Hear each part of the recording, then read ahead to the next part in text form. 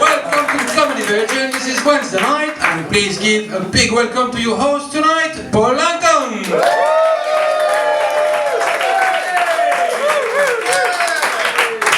As the MC, it's my job to do a little banter in the front row. So, wow. Every week it's just those chairs. They come in piss or something. I've not got an idea. So if anyone would like to avail themselves of the front row, don't worry. We don't bite.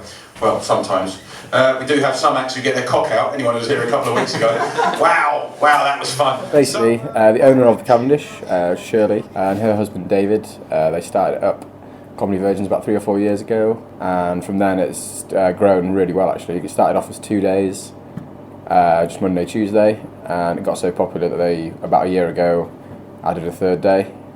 And yeah, we usually get a good turnout each night, about 16 comedians, all doing 5-minute slots. Thank you guys. This is a very nice crowd, a very nice space. So I was at this house party, and after a couple of hours, started to lose grip on reality. Good grind. I have lots of friends.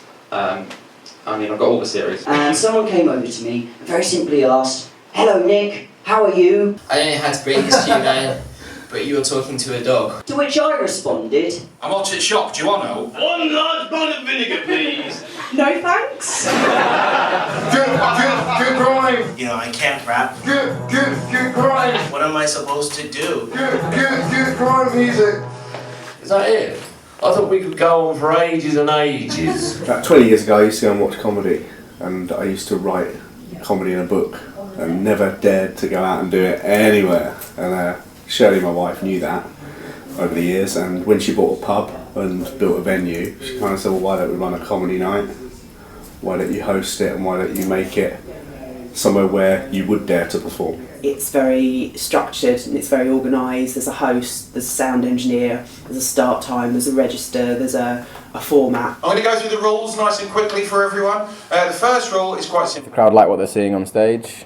At the end of the 5-minute slot, they shout, the crowd will shout, "Buy him a drink." And that comedian gets a free drink out the bar basically, so they come out and they say that they've been bought a drink. Usually we trust them. The second rule is quite simple. Every single comedian that gets on this stage gets 5 minutes. Don't care if you're a sketch act, if you're a double act, if you're a character act, whatever the case may be, you get 5 minutes. We also have the bring a friend rule, just to bring more people down here and just to give confidence to the amateur comedians as well, you know, because they've got support there, they've got a friend base there. And there's a lot of places that will refuse to do that, and there's a lot of places that actually look at us for doing that and don't like us for it, don't like the fact that you need to bring someone along with you. So fuck that shit, that's not what we do here at Comedy Virgins. We ask everyone to bring a friend. Now, can I hear by way of a cheer just from the friends? Yeah. Oh, I'm going to have to get a hospital DJ on you. I can't hear you. Can I hear a cheer from the friends? Yeah. That's much more like it. Now, you come here to support your friend. There's a very good chance that your friend might be absolutely shit.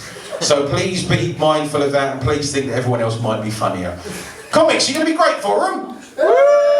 Well, tonight, ladies and gents, isn't just an open mic comedy night. Tonight is a competition. Oh, that was good. Please, ladies and gentlemen, put your hands together for the Cavendish Arms, Comedy Virgins Trophy!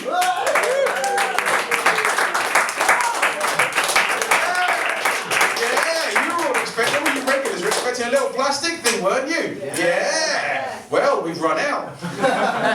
So unfortunately, they won't be getting it. What they will be getting is one of the coppers from the job. Ladies and gentlemen, please welcome to stage number 5. That is the one and only Daniel Aldridge, everyone!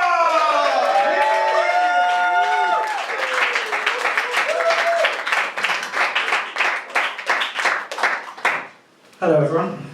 I was going to start with my Lionel Richie bit, but I can't now. My name is Daniel Aldridge, I'm 26. So I've just found out I'm the only genuine comedy virgin tonight. So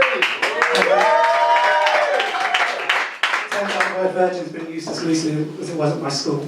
I love stand-up comedy, I love comedy of all types. So for me it was I wanted to try it. I used to also work for the Samaritans as well. I looked for like a year, but I only wanted to be there for a week. They just kept talking me out of quitting. Obviously I hope some people enjoy it. I hope I don't forget everything. So I've just been through a breakup. So I've kind of constructed this ritual over the course of my romantic feelings. kind of break up, break down, sleep in, sleep around, or at least try to sleep around. I've been told by my friend to try it 10 times and then judge yourself. Kind of more eat, sleep, weep, masturbate, repeat. And honestly, picking up tissues around my bed's like a game of Russian roulette. Yeah, it's the first time it's just me on a stage talking to people, trying to be funny. Yeah, it was fun. It was very topical. Talked about Jude Law in Sherlock Holmes, and then Tosh Lyons on the bill. Makes no sense whatsoever, but yeah, I liked it. I thought that I knew it was just a matter of standing on stage and saying some words, but it's a massive shock to the system. I believe you should always give everything you do 100%. Well, I used to believe that until I tried giving blood. You know, you're depending on how the audience are responding, and you can't just do your script. You've got to adapt and play the room. There's always going to be a bit of nerves every time you go on stage, because you never know what you're going to get. Unless you're very on top of your game, you're never going to make everyone laugh. I have very low expectations of it, so even if I go up there and die for 5 minutes, the worst thing that happens is that you guys have filmed it. Sorry, I've totally forgotten what I was talking about. I was thinking about with sniffer dogs. Fuck, that was a horrible experience. Yeah. Anyway, fuck, shitballs. This is the first time in all of my 7 gigs that I've ever forgotten what I was supposed to be saying. Then we just turn around while I think about it, and you can admire my sweet ankles. Yeah, okay, so moving on from all of that bollocks. I don't think a death on stage is the worst thing in the world, because you learn. It makes you think and raise your game about where you can improve and what you can change. You get up on stage and see if it works, and the only way you're going to learn if it's funny or fine-tune it, is actually to get up on stage and stand in front of an audience and say what you want to say. I can't see a happy ending when it comes to drugs, because you either die or go to jail or run out, or there's no good ending. And speed and smack, they're the 2 I never touch, because that's how Princess Diana died.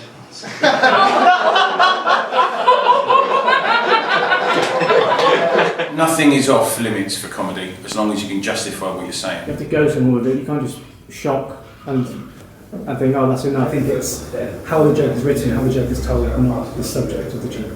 I'm starting to worry about a few things as well that I never had to worry about in relationships, like size, for example. Girls always say it's what's on the inside, but if I can't get much inside her, then it doesn't really count. That's why I like shallow girls. We had a guy a couple of weeks ago. There wasn't any jokes. He was just talking about Chinese takeaways and Nigerian traffic wardens, and he was a mid-20s white guy doing. Oh God, I'm not even going to attempt to do it, but you can imagine when I say Chinese takeaway and Nigerian traffic wardens, it was interesting. A racist joke that's incredibly hurtful, in which case it probably won't be funny because the irony is not there. Or you can make one which is laced in irony, that everybody knows the joke's on the person saying it, not on who's joking. I'm quite a liberal guy when it comes to sex. I'm probably the only guy you know that's been with an amputee, and I'm not saying that as a kind of way to shock or anything. She's a beautiful girl, we had a great night. The one thing I will say is, though, when she was saying, oh, we're playing a game of hangman, she was shouting out letters. I was going to end on that joke, I'm not going to. It doesn't seem like a good place to end. You can make a joke about anything as long as the intentions are right. There's a dark side to humour, and there's always something. As long as you've got them on side. I don't think you can risk doing dark comedy unless you've got a good, strong personality and the audience realise you're going somewhere with it. I'm kind of going through this whole find myself thing, which I'm a little bit concerned about, because I always worry about what you're going to find when you search too deeply. Kind of think what Ian Watkins thought when he was searching for himself. He ended up joining Steps, so that can't be. I'll end on that one. My name's Danny Lloyd.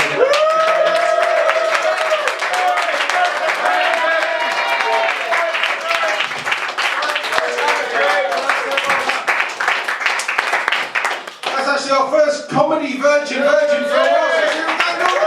It was quite scary to get up on a stage like that if you've never done anything like it before. Really happy with the first experience. Yeah, definitely did not expect to win. We are actually, seriously, out of trophies, so I think it's only fair that we give our winner something. It's a pleasure to just be standing on the back of that stage and just hearing the place roar with laughter. Yeah, I'm feeling good. That was a bit of a surprise, to be honest. I owe you for a trophy. You winner, Daniel!